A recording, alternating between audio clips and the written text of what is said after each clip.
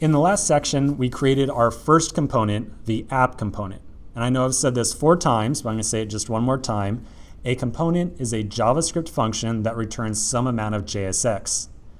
React Native is going to take our component and render it to the screen. When I say render it to the screen device, I mean it will run our component right here. It will take the JSX that gets returned, and it will decide, based on the JSX that's returned, what the content should appear on the screen. So if this was to run, and inside of React Native, I would expect us to see the text on the screen, some text. Just creating the component, however, doesn't actually do anything for us. We have to undergo step number 3 down here, which is to actually render it to our device. When we create a component with React Native, nothing magic happens. There's nothing to say, oh, they made a component right here. I recognize that. I'm just going to try to arbitrarily render it onto the screen.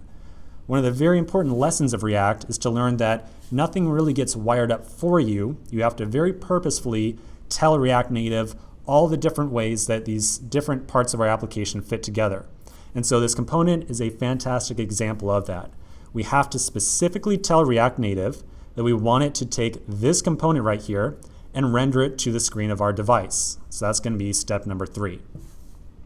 So for step number 3, we're going to write a little bit of code here to just tell React Native, hey, please take this component and show it on the screen of our device. So let's write out the code, and then we'll discuss exactly what it's doing. I'll write React Native dot app registry dot register component, and I'm going to pass in a string of albums.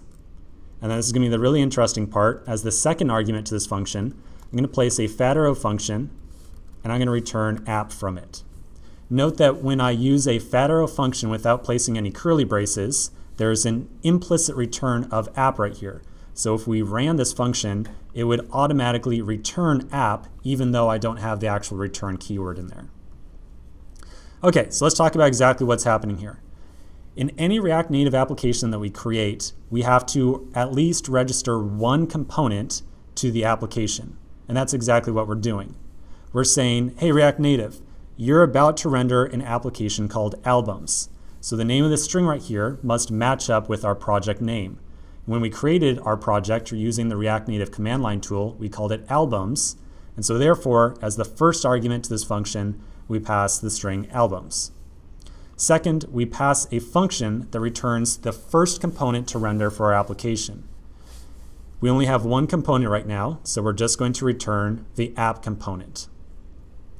Again, for every React Native component, for every React Native application we create, we must register at least one component. Okay, so this is pretty much it. This is all we need to get at least some amount of content on the screen.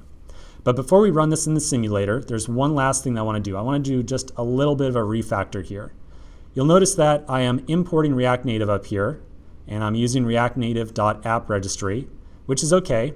And I've also got seemingly an error about the text tag that we're using right here. When we look at the ESLint error, it says that text is not defined. So it looks like there's still a little bit of issue that we've got going on here. So let's resolve this error in the next section.